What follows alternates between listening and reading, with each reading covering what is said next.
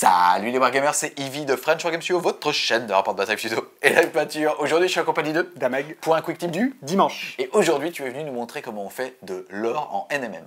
C'est ça, donc c'est le principe de cette technique, c'est du métal non métallique, donc on va pas utiliser de pigment métallique, mais on va donner l'illusion qu'on est en présence d'un métal doré.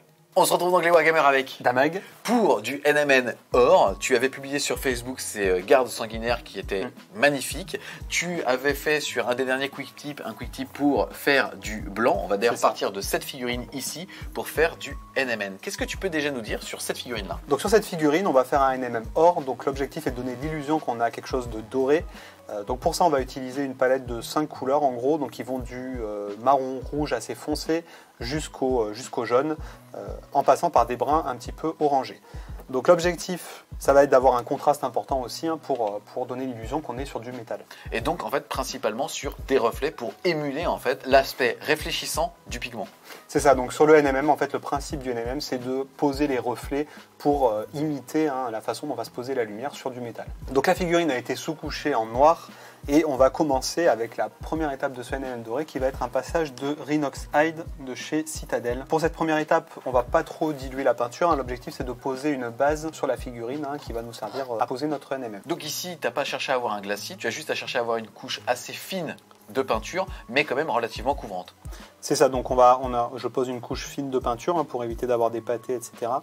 Mais l'objectif c'est de couvrir quand même la zone assez rapidement. Donc on va se limiter à cette partie-là de l'aile, donc je base que cette branche qui supporte les plumes.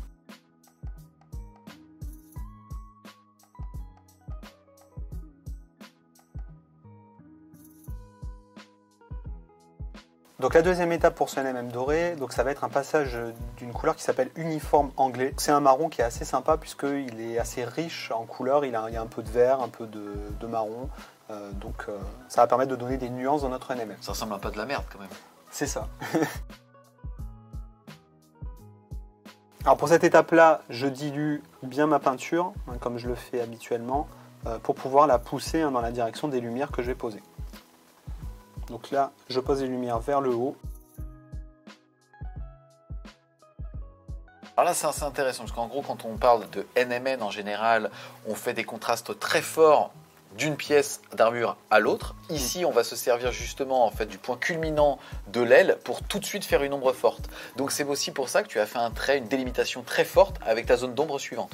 C'est ça, donc là je m'arrête de façon assez brutale ici et vous allez voir qu'après on le marquera carrément le trait à l'ivoire. Et ce côté-là, je ne vais pas du tout le toucher. Je vais venir poser mon uniforme anglais ici vers l'autre côté du volume. Donc là c'est assez intéressant, on voit vraiment que ta petite gouttelette avec le pigment, en fait tu l'étires au maximum et tu viens le déposer là où tu veux ton point de lumière.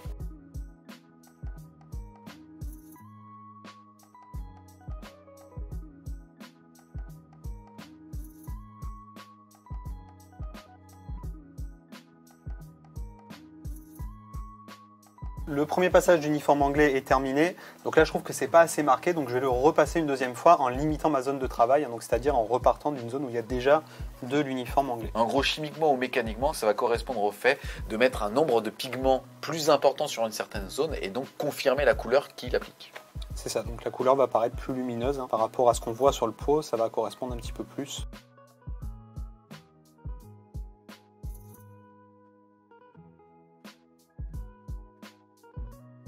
Donc cette première étape à l'uniforme anglais est terminée.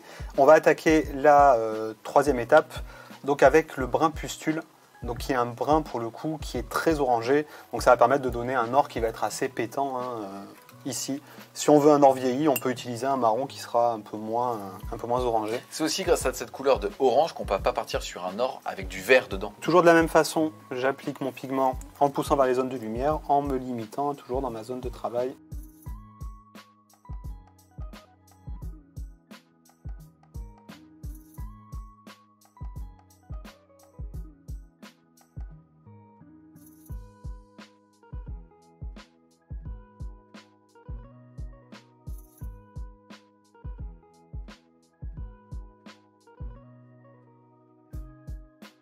Le premier passage de brun pustule est terminé.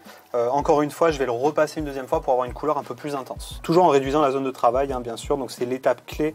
L'objectif, c'est que chaque coup de pinceau soit optimisé, donc de ne pas recouvrir son travail fait précédemment. Donc on a fini avec ce deuxième passage de brun pustule qui a permis de donner un côté orangé à ce NMM. Et on va venir maintenant avec un jaune or de chez Prince Auguste pour faire péter tout ça, avoir une lumière plus intense. Quand je le dépose, je viens passer un filtre. Et là, pour le coup, je vais venir pas mal recouvrir le brun pustule. Ce qui fait qu'on va ressentir le côté orangé du brun pustule par transparence. Mais le jaune va venir donner un côté plus lumineux que le brun pustule tout seul. Et donc c'est ça qui va donner notre intensité à ce NMM. Donc ce jaune or, j'aime bien l'utiliser. J'ai mis du temps à le trouver. Il est très sympa parce qu'en fait, il n'est pas très jaune. Il n'est pas hyper pétant. Et donc ça va permettre de donner un côté un peu plus patiné à l'or que si on utilisait un jaune un peu plus flashy. On est entre du jaune et de la chair. C'est ça, moi j'ai l'impression que c'est on dirait du jaune d'œuf en fait. Et son avantage aussi c'est qu'il est très couvrant. Donc là on a un peu perdu le côté orangé qu'on avait amené tout à l'heure avec le brun pustule. Donc je vais revenir le repasser sous forme de filtre, donc bien dilué, dans les zones de transition entre le Rhinox Hide et le jaune pour un peu raviver tout ça.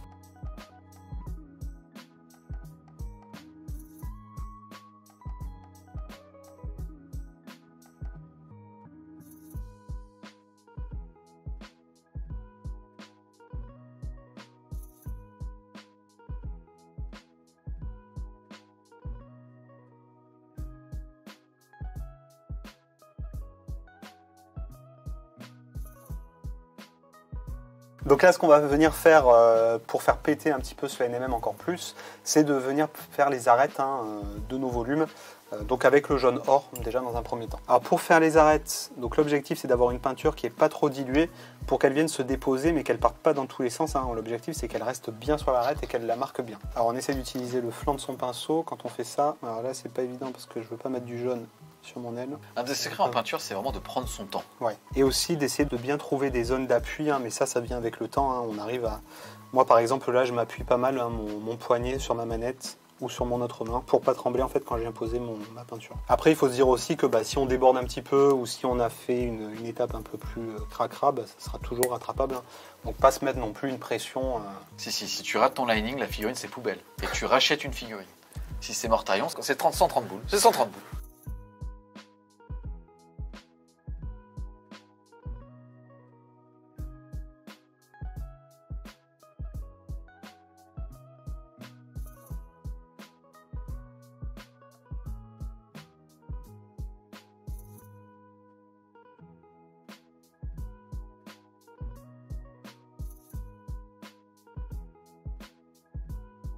Donc nos arêtes sont marquées.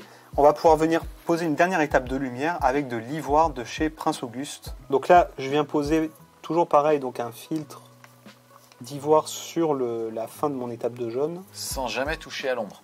Sans jamais toucher à l'ombre. Alors après, on va repasser l'ombre en noir, donc si on y touche, c'est pas très grave, on pourra toujours la redélimiter avec le noir.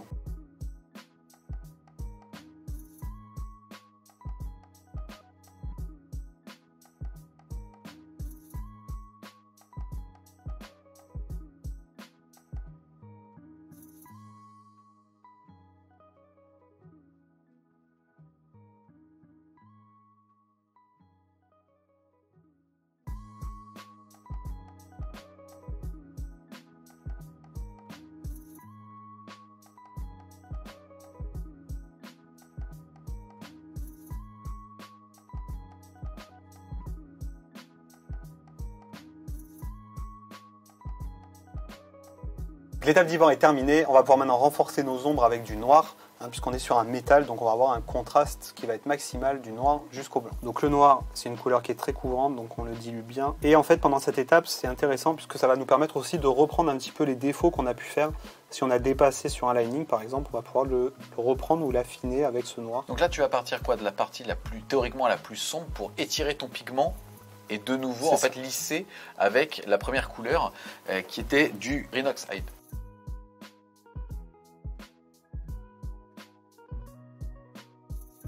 Donc l'étape de passage au noir est terminée. On a maintenant un rendu qui est très puissant en termes de contraste, du noir jusqu'au blanc. Donc je vais m'arrêter là pour ce NMM doré. Yes, donc pour récapituler, au début la figurine était sous-couchée en noir. Ensuite, tu as quasiment basé l'ensemble de la surface qui sera en fin de peinture en or avec du Rhinox Hide de Citadel. Ensuite, tu es parti avec du full Prince Auguste. Tu as d'abord appliqué de l'uniforme anglais, ensuite du brun pustule, ensuite du jaune d'or et enfin de l'ivoire. Et tu es revenu dépendamment des étapes pour pouvoir lisser les couleurs et finir par du noir pour faire ton ombrage maximal. Un grand merci à toi Damag pour ce wiki du dimanche. On espère clairement que vous avez aimé la vidéo. Si c'est le cas, n'hésitez pas à mettre un gros fucking pouce bleu dessus, à la partager et à vous abonner à la chaîne. Et nous on vous dit à plus les wargamers.